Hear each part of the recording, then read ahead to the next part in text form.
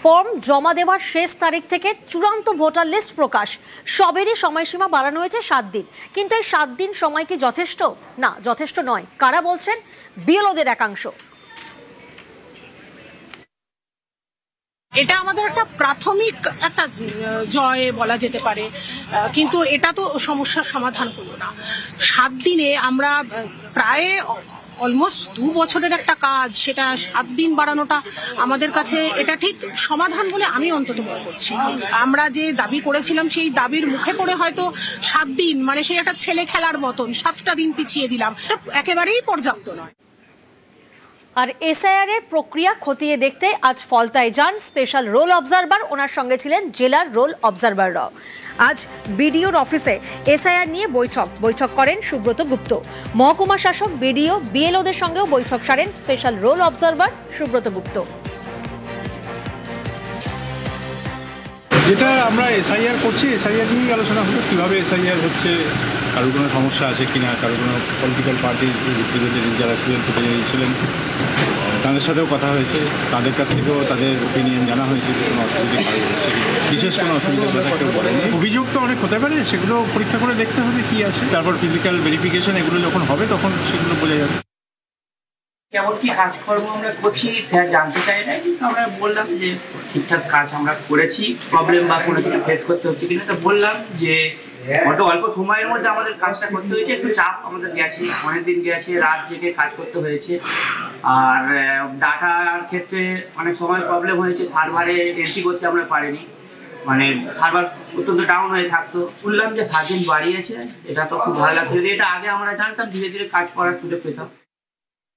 Special observer স্যাররা এসেছিলেন, আমাদের সাথে এসডিও স্যার, ইআরও স্যার সবাই ছিলেন এবং বিএলওজরাও ছিলেন। সেখানে বিএলওদের কাজ করতে যে সমস্ত সিস্টেমে তারা সমস্যা ফেস করছেন, সার্ভারে সমস্যা ফেস করছেন, সেগুলো জানিয়েছে। দেখুন, কমপ্লেন অনেকেই করবে, সেই কমপ্লেনগুলোর সত্যতা যাচাই করাই আমাদের মেন টার্গেট। ঠিক 26-এর আগেই বঙ্গে এসআইআর নিয়ে রাজনীতির হাওয়া গরম। আর ঠিক এই আবহে বিজেপির তরফ থেকে বারবার নিশানা করা হচ্ছে নির্বাচন কমিশনকে। শ্রমিক ভট্টাচার্য পর 3 দিন মুখ্য নির্বাচন কমিশনারকে নিশানা, আজও জ্ঞানেশ কুমারকে নিশানা শ্রমিকের। কটাক্ষ করতে ছাড়ছে না তৃণমূল। ওটা লালবাজার বুঝবে আর সিইও বুঝবে, ওটা নিয়ে আমাদের কিছু করার নেই। আমরা তো জ্ঞানেশ কুমারকে বলছি যে আপনি দিল্লিতে বসে থাকবেন না, আসুন বাংলায় এসে দেখুন, একটু মুর্শিদাবাদে যান, মালদায় যান, বীরভূমে যান, দক্ষিণ 24 পরগনায় যান, গোসাবায় যান, আপনারও জীবনে একটা অভিজ্ঞতা হবে। পশ্চিমবঙ্গের বিজেপি নেতারা ইলেকশন কমিশনারের কর্তা ব্যক্তিদের কিভাবে চাকর বাকরের মতন ব্যবহার করছে। কে শ্রমিক ভট্টাচার্য নির্বাচনী আয়োগকে তিনি বলছেন আসুন এসে দেখে যান, মালদায় চোখ খুলে যাবে। বুঝে দেখুন কিরকম ভাবে তারা ব্যবহার করছে চাকর বাকরের মতন। আমি বলবো প্রধান নির্বাচনী কমিশনার যিনি, আপনি এইসব পার্টি থেকে সাবধান থাকবেন, কোনদিন আরো খারাপ গালাগালি করতে পারে এরা, নিজের সম্মানটা বাঁচিয়ে থাকবেন।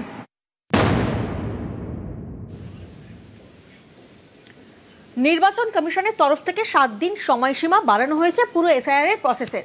বিএলওদের একাংশ তারা দাবি করছেন এই সময়সীমা যথেষ্ট নয়। ঠিক এই আবহে আবারও বিএলও অসুস্থ, এমনটাই খবর সামনে আসছে। পরিবারের তরফ থেকে অভিযোগ করা হয়েছে কাজের চাপ, আর কাজের চাপেই হার্ট অ্যাটাক হয়েছে শঙ্কর সিং এর। তিনি ভর্তি রয়েছেন এসএসকেএমে।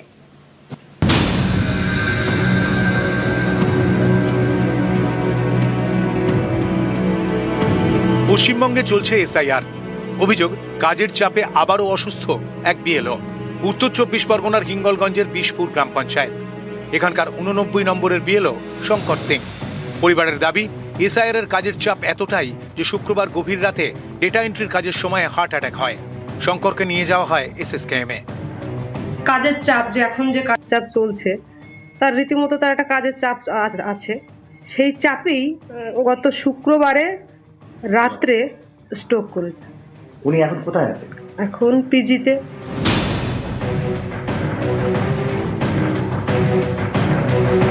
উত্তর 24 পরগনার বাগদায় হেলেঞ্চা গ্রাম পঞ্চায়েত।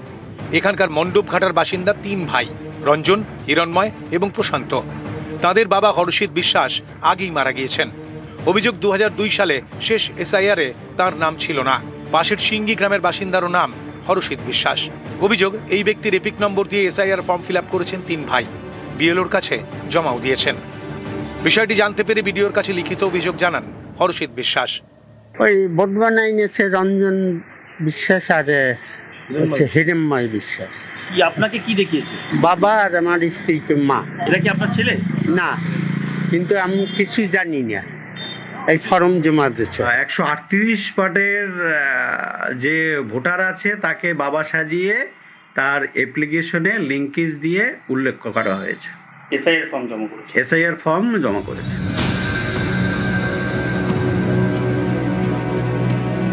পশ্চিম বর্ধমানের সালানপুরের রূপনারায়ণপুর গ্রাম পঞ্চায়েত, এই পঞ্চায়েতের সদস্য শুক্লা দত্ত।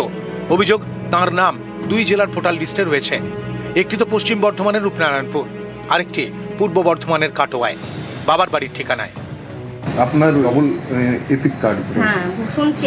আমি জানতাম না যে আমার ভোটার কার্ড মানে ওখানে বন্ধ হয়নি। আমি জানি বন্ধ হয়ে গেছে। এবার আমার কোনো সমস্যা হয়নি, যেহেতু আমি এখানে এসে গেছি, এখানে ভোটার কার্ড করেছি।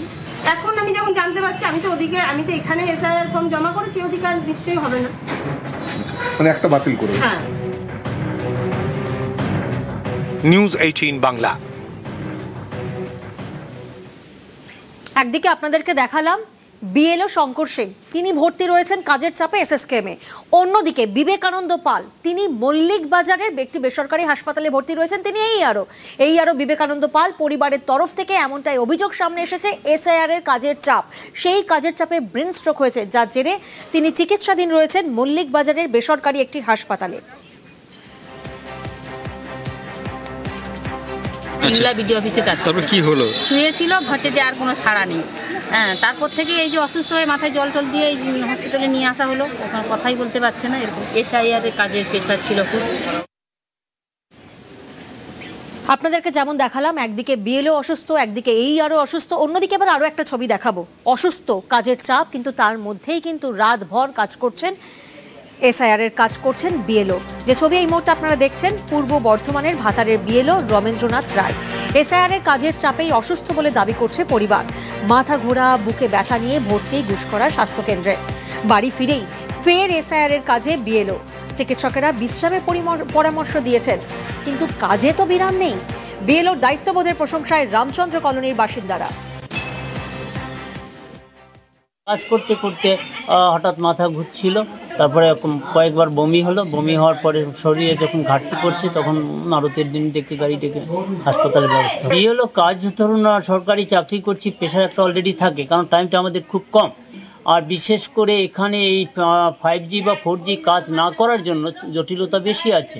তারা রেস্ট নিতে বলছেন এবং পরবর্তীতে 1 সপ্তাহ বাদে আবার বলছেন একটু দেখা করবেন। কাজ তো করতেই হবে, কাজ উদ্ধার করতে হবে, কারণ এটা নির্বাচন কমিশনের কাজ।